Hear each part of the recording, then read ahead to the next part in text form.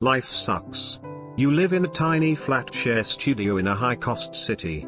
The rent, which was never cheap to begin with, just keeps on increasing alongside bills, utilities and basic necessities. You might consider buying your own home to escape this vicious cycle. However, when you look at house prices in the area, the price drastically increases every year, despite the fact your salary is stagnant. You can never afford your home at this rate. Out of curiosity, you decide to look at other cities too. You decide to look at East Asia since you heard the newspaper mention that the economy is growing there.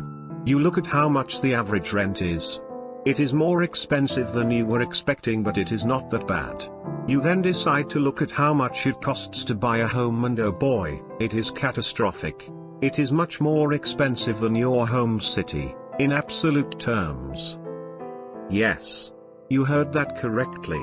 In absolute terms. An apartment in Beijing and Seoul costs more than an apartment in New York. And yes, salaries are much lower in Beijing and in Seoul. Even Singapore, which has a brilliant public housing system, has housing which costs more than New York. And yes, Singapore has lower salaries than New York. So why is this the case? We will look at a few major cities in East Asian countries alongside Singapore to see why this is the case. Right now it is extremely difficult to buy your own apartment in South Korea. Especially in Seoul. Ever since 2002, house prices have been on the up and up, but it radically increased in 2020. However, your wages are awful and stagnant. That is if you are lucky enough to get a job. Youth unemployment is extremely high these days, with graduates struggling to find work. However, there are reasons why Seoul is so expensive. The first reason is that so many people want to move there. Half the country is crammed in the Seoul metropolitan area. This is because all the good jobs are concentrated there. All the keyballs, which are family-owned conglomerates, have their headquarters in Seoul. Most of the major universities are based in Seoul. In Korea, doing well in the university entrance exam is the most important thing in a student's life. As a result of this, if a good high school is placed in an area, it would really drive up prices. In addition, areas with good Hagwons, Korean after-school cram schools, are a factor which drive up house prices because Korean parents make sure their children attend these after-school lessons to boost their grades. The majority of the good high schools and Hagwons are based in Seoul. Although not the main reason, it is worth mentioning that Seoul and Korea as a whole is highly populated. In addition, a lot of the land is highly mountainous and not suitable for building a large amount of residences, therefore only leaving a small amount of area to house a relatively large population. However, it is not the main reason, since highly densely populated countries such as the Netherlands have much more affordable prices. Perhaps the biggest reason why house prices are expensive in Korea is that people view it as a good investment.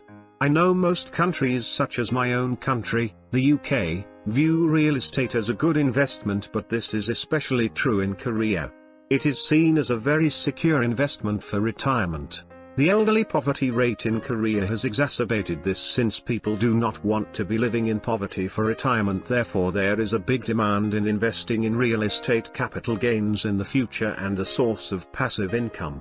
Although Korean stocks are an option to invest in, on the whole returns are not very high. The Korean KOSPI index is comparable to the Japanese Nikkei index, even though Japan's economy grows much more slowly. The final reason is that the big keyballs definitely want the property prices to keep increasing and increasing. Since a lot of them are invested in the property market, it is in their interest to make sure property prices keep increasing. Even if conditions are ripe for a bear market, the keyballs will use every trick in the book, from misinformation in the media to lobbying politicians, in order to make sure the property prices keep rising, even if this movement goes against the flow of the free market. However, even this may not be enough, as the time of making this video, property prices are starting to fall. There are many videos and news articles on why China's real estate is so unaffordable, but I will just briefly go through some of the reasons so that you have an overview. Firstly, Chinese culture really emphasizes home ownership. For instance, Chinese couples are expected to buy an apartment before they get married. This makes some economic sense. You would want to have some sort of stable job, a secure place to stay before you commit to each other.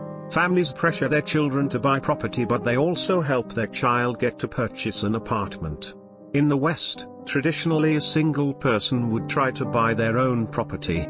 In China, the child and the parent would combine their income, sometimes even involving extended family and friends, so that their child will be able to buy an apartment.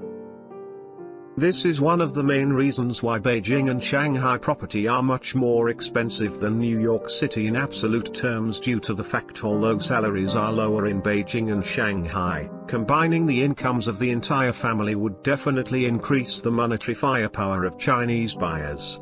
Like Korea, China views real estate as a good investment and a way to climb the social ladder. However, there are even fewer options for Chinese investors. In addition of low returns in the Chinese stock market, overseas investment is limited due to the fact that China places financial controls on how much money can leave the country. Unlike Korea, China does not have a single city where all the opportunities are concentrated. However, each city has a tier ranking, with Tier 1 being the best and Tier 3 being the worst. With Shanghai, Guangzhou, Beijing and Shenzhen being the Tier 1 cities, people from all over the country flock to those cities in order to achieve a better life. The Chinese and Korean property market do share some similarities, however China's issues are of another magnitude.